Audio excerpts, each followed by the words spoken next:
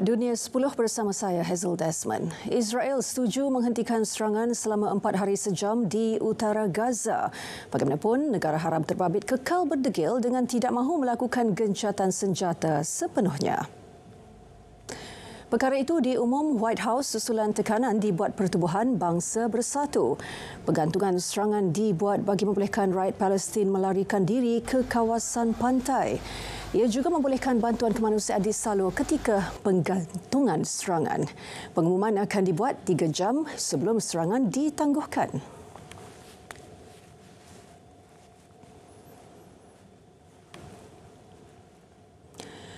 2.3 juta penduduk Gaza mengalami masalah kekurangan bekalan makanan sepanjang sebulan dikepung Israel.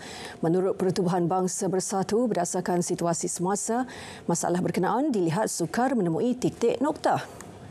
Sebagai langkah sementara, 112 juta dolar Amerika diperlukan Program Makanan Dunia Kelolaan PBB.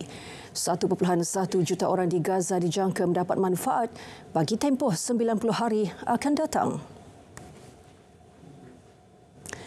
Sistem kesihatan di Gaza terkesan teruk selepas Israel tidak menghiraukan gesaan dunia. Menurut laporan, hospital yang masih beroperasi di Gaza hanya mampu bertahan kurang 24 jam sebelum generator kehabisan bahan api, sekaligus menyebabkan perkhidmatan hospital terpaksa dihentikan sepenuhnya. Selepas sekatan dibuat di setiap penjuru, mangsa serangan bom tentera Israel tidak dapat keluar untuk dihantar ke hospital di luar Gaza bagi mendapatkan rawatan. Tambah menyedihkan apabila kanak-kanak dan wanita yang menggunakan peralatan bantuan hanya menunggu masa sebelum ia terhenti.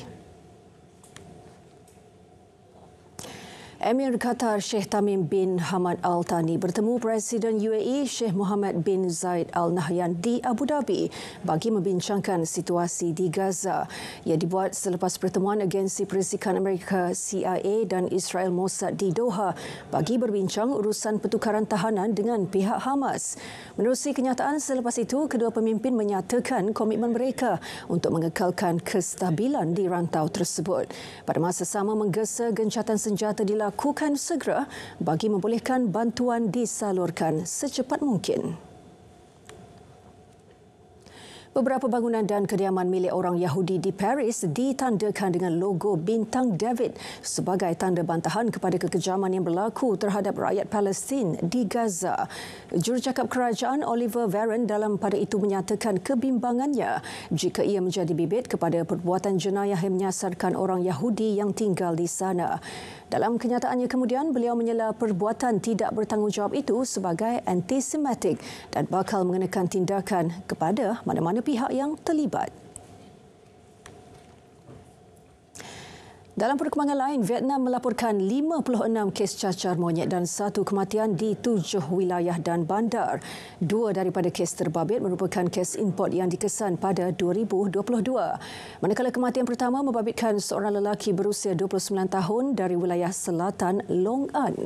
Penularan kes baharu dijangka terus meningkat, bukan hanya melibatkan Ho Chi Minh City, malah di beberapa bandar besar lain.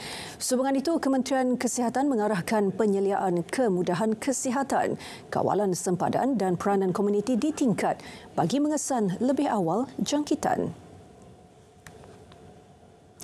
Cruise, syarikat kenderaan pandu sendiri milik General Motors GM, menarik balik 950 kereta pandu sendiri di seluruh Amerika Syarikat. Ia susulan insiden kemalangan membabitkan seorang pejalan kaki di San Francisco baru-baru ini. Kenderaan itu ditarik balik kerana perisian subsistem pengesanan pelanggaran sistem pemanduan automatiknya mungkin silap dalam tindak balasnya selepas kemalangan. Keputusan itu dibuat berikutan kemalangan pada 2 Oktober apabila seorang pejalan kaki yang dilanggar oleh sebuah kereta berpemandu tercampak ke laluan robotaksi Cruise.